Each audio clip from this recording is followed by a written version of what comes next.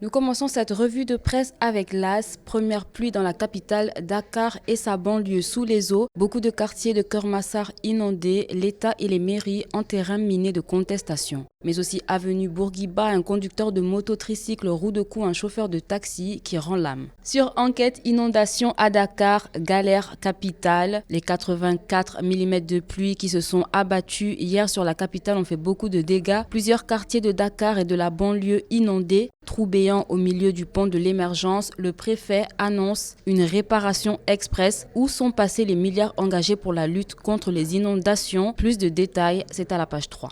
Le Témoin titre sur un début d'hivernage catastrophique. Après la pluie, les dégâts. Après les fortes pluies qui se sont abattues sur la capitale, de nombreux quartiers pataugent. Les dégâts sont immenses avec des routes couplées, des maisons inondées, des automobilistes piégés, des ouvrages d'art détruits. L'Observateur parle également des pluies diluviennes à Dakar, un cas d'eau empoisonnée pour le régime. La banlieue renoue avec les vieux démons des inondations. Dégâts au quartier Aïnoumadi 1-2 de Keur-Massar, le nouvel autopont indexé. La vérité sur l'affaissement de la route de Yoff à hauteur du pont de l'Émergence. La météo annonce des systèmes pluviaux orageux ce jeudi et demain.